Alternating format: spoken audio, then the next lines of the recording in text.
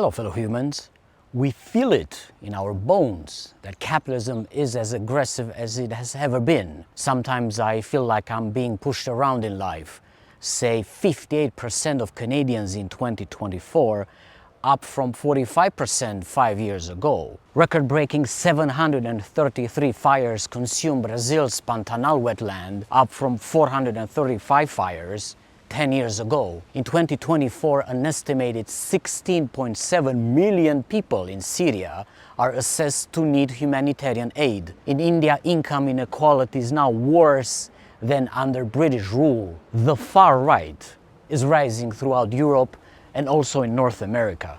Fossil fuel use and emissions hit record highs in 2023. With all that innovation, technology, AI, investments, we are emitting more than ever before. Even consulting firm Deloitte says that the realistic way to cut emissions is to actually produce much less. That's degrowth by definition. Why is this not enough to start a massive uprising right now? Is fight or flight the only choice? Why do some people choose to fight while others choose to avoid the question? And now, a message from our sponsors. People have spoken. The results are in for the largest ever standalone survey on climate change. They show overwhelming support for stronger climate action around the world, including from people in the world's biggest emitting countries. Over half the world is more worried about climate change than last year, with 2/3 saying the climate crisis is impacting their big life decisions, from where they live to where they choose to work and what they buy. But what do people want world leaders to do? A huge majority say their countries should put aside their differences and work together on tackling climate change. 72% say they want to move away from fossil fuels fast.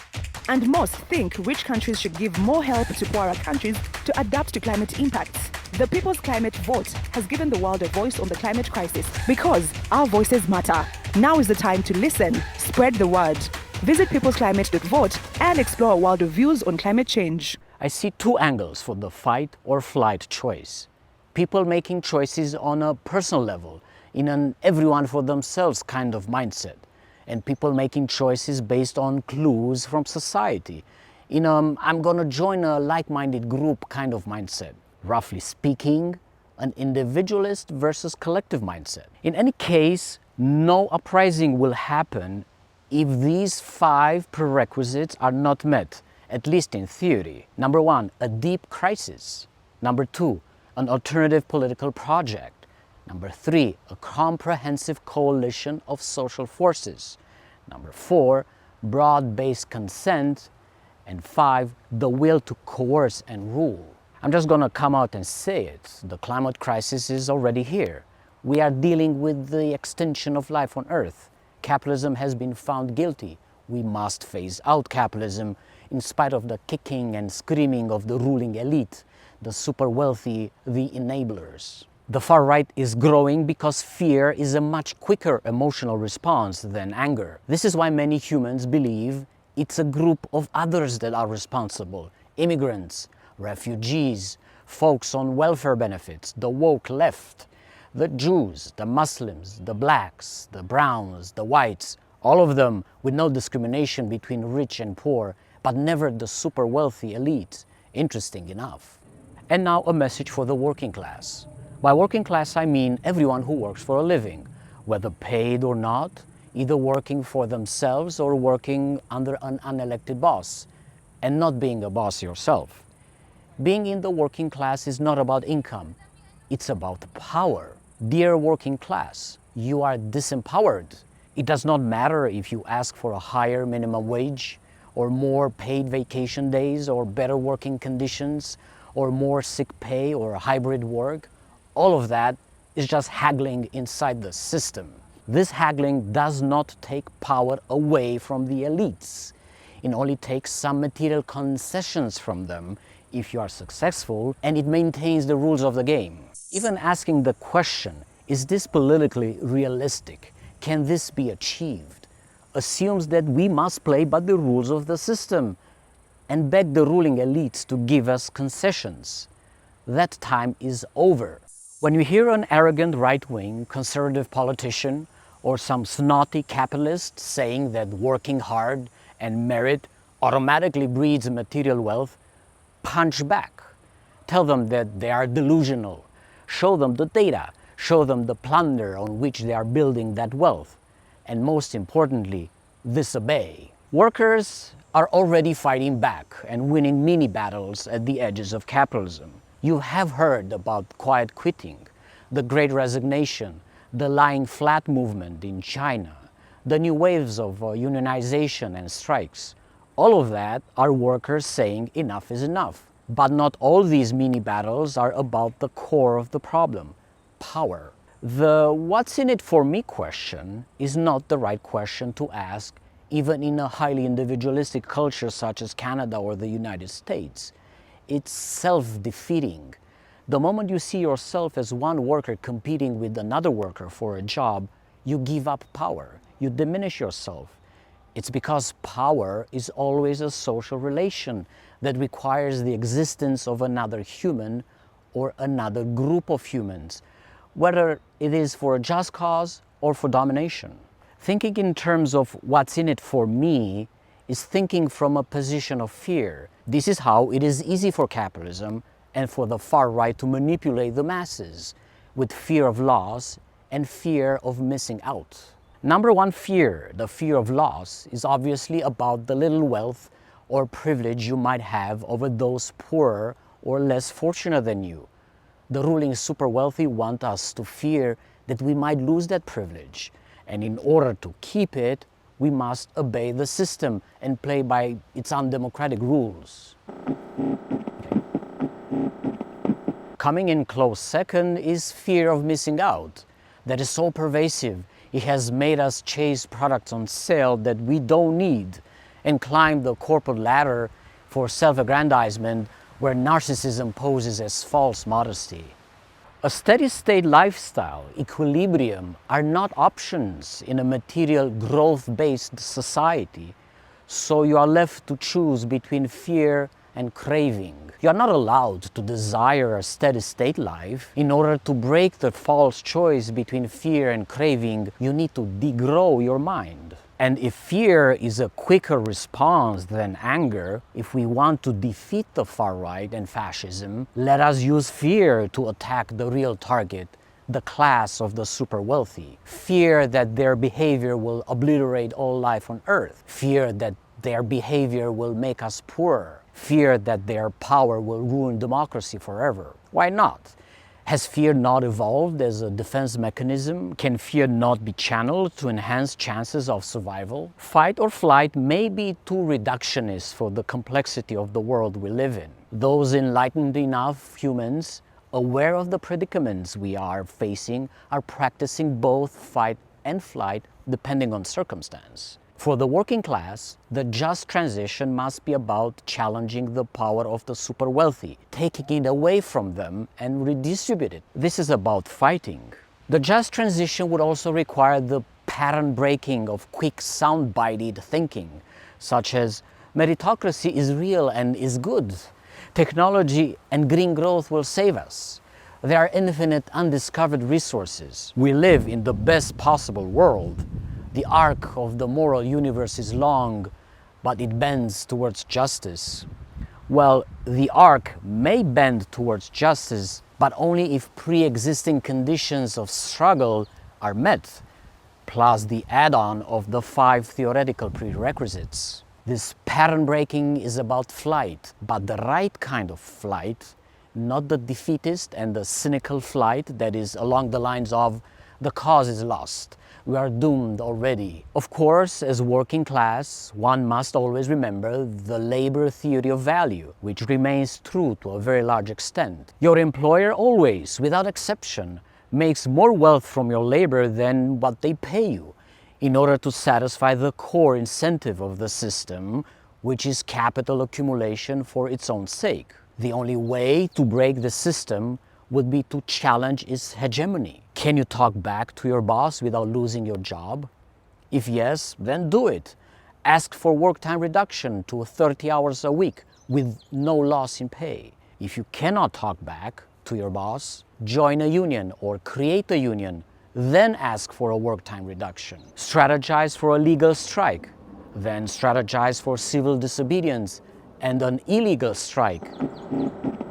If the education workers in Ontario did it successfully against a majority Conservative government in 2022, so can you. The struggles of the working class, if they remain at the level of haggling inside the system, they will not overthrow the system. They will kick the can further down the road. This is why the working class must demand from the ruling class a foundational transformation that puts a very hard limit on the power and the status of the ruling class, along the lines of maximum wealth of $10 million, economic democracy, the phasing out of unelected managers and the phasing in of one worker equals one vote doctrine, policies that increase the material well-being of the many but not at the expense of the few, policies that reverse the damage to the environment. This is when the bridge with the climate movement begins. Time now for a message for the climate activists. Stop blocking workers on their way to make a living. You are not going to get their support if you attack their livelihood. The struggle has to be about power. The target should always be to take away power from the ruling super wealthy and give it to the people. This is the most direct approach. Raising awareness about the climate crisis through inconveniencing workers does not attack power. It only starts heated debates and takes unnecessary detours. According to the People's Climate Vote, people do not need more awareness. People actually want change, action, the transformation of society. People want the rich to be taxed more, says a majority of G20 countries. When action is about disrupting power, then it is worth pursuing. Disrupting an indoors event of a fossil fuel company or an evil bank or some supremacist group remains a very effective tactic. It does not disrupt the working class. It only disrupts the narrative of the super wealthy, which is still dominant in mainstream media. Dear climate activists, show up at every single labor strike where you live. Show up at anti-colonial struggles. Show up at social justice rallies and events. It also helps to upgrade the signs. There's no planet B, therefore we need a just transition for workers. All environmental actions should extend their message to include the struggles of the working class. Is there a difference between spraying cornflower powder on Taylor Swift's private jet and on Stonehenge? One is private property, one is public property, one has spiritual significance. The other has narcissistic significance.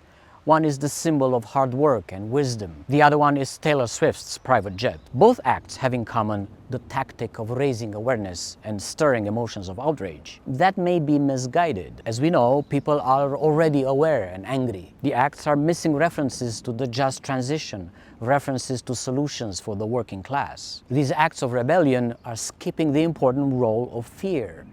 In this sense, cornflower on Stonehenge is a more metaphorical gesture than cornflower on the private jet. There's no obvious connection to fear at Stonehenge, while the private jet case comes with anger antagonizing the passion of the Swifties. The message should be much clearer and be about redistribution of power from the ruling class to the working class. Even the climate book has a bag full of solutions. One of them does talk about a just transition, which includes energy democracy, frontline workers first, care work is climate work, no worker left behind, and polluter pays. These sound very much as concerns for the working class, coming from an environmental perspective. Do we actually think that workers in rich countries want to have a lifestyle that comes with the destruction of Earth? Do we actually think that all workers associate degrowth with austerity? Do all people in shopaholic USA or Canada actually and deeply enjoy this buying frenzy, the big cars, the big mansions? Did we ask all of them if they would prefer a simpler lifestyle with a much smaller material footprint? If we want to meet workers where they are, we should ask them what they actually think the just transition is about, not jump to assumptions. The People's Climate Vote shows that 40% of Americans actually do care about sustainability. Let us ask all humans if they also care about minimum and maximum just limits for well-being for everyone on Earth. Let's see the answer then. What is common to labor and environment? How can the working class and the environmental activists build power together? The answer, they must both adopt the strategy of material limits from the bottom up and the top down. The bottom up strategy is advancing policies that benefit the entire class of workers. It goes beyond haggling within the system for minor concessions that only benefit the workers at Factory X, Union Y, or Alliance Z. The bottom-up strategy must talk about a universal basic income, a universal basic services program that includes free quality public transit, free quality education at all levels, free quality universal healthcare, a just transition job guarantee, something like the American Climate Corps, but in the millions of workers and extending to the needs of sustenance for local communities. Rent freezes and subsidies, then the nationalization and socialization of the for-profit housing stock, massive net government spending via modern monetary theory to retrofit dilapidated housing units, extended vacation time that allows for slow travel without airplanes and personal vehicles to foster deep recreation.